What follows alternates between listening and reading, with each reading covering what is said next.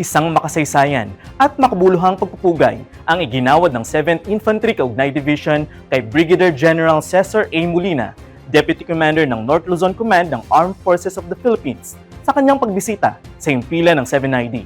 Ito ay kaugnay ng kanyang nalalapit na pagretiro matapos ang higit na 3 dekada ng tapat at marangal na paglilingkod sa bayan.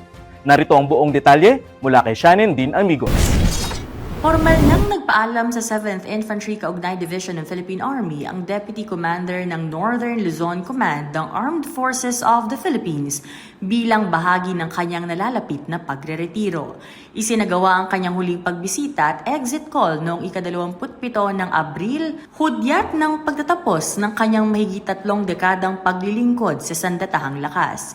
Buong pusong tinanggap si Brigadier General Cesar A. Molina sa pamamagitan ng full arrival honors na pinangunahan ni 7ID Commander Major General Joseph Norwin D. Pasamonte sa Lieutenant Galido Grandstand sa Fort Magsaysay. Tampok sa seremonya ang ceremonial firing ng 105mm howitzer na sumisimbolo sa mataas na pagkilala at paggalang sa kanyang serbisyo.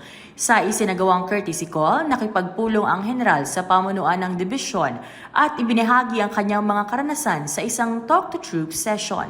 Dito ay binigyang diin niya ang kahalagahan ng dedikasyon, sakripisyo at kolektibong pagkilos sa pagtupad ng mandato ng sandatahang lakas. Aniya, ang tunay na lakas ng isang unit ay nagmumula sa mga tauhan nito, mula sa kanilang profesionalismo, malasakit at iisang layunin para sa bayan.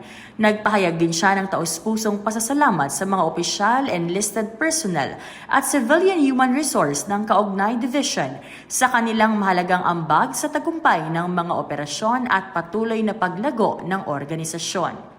I had a good time with the 7th Bukatan Division.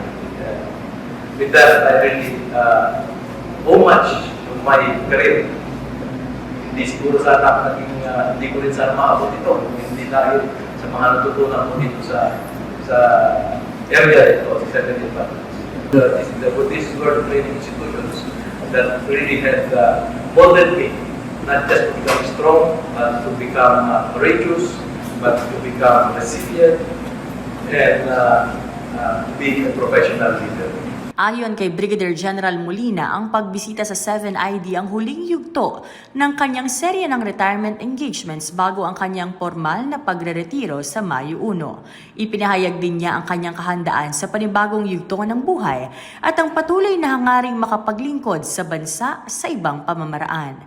Si Brigadier General Molina ay kabilang sa Philippine Military Academy Sambisig Class of 1991 at minsan ding nagsilbing Brigade Commander ng 702nd Infantry Defender Brigade sa ilalim ng 7th Infantry Kaugnay Division. Sa kanyang pagreretiro, kinikilala ng 7th Infantry Division ang kanyang makabuluhang ambag, natatanging pamumuno at hindi matatawarang dedikasyon sa sambayanang Pilipino. Mula dito sa himpilan ng 7th Infantry Division, ako si Shannon Dean Amigos, ang inyong pamilyang kaugnay ng matatag na hukbong katihan ng Pilipinas.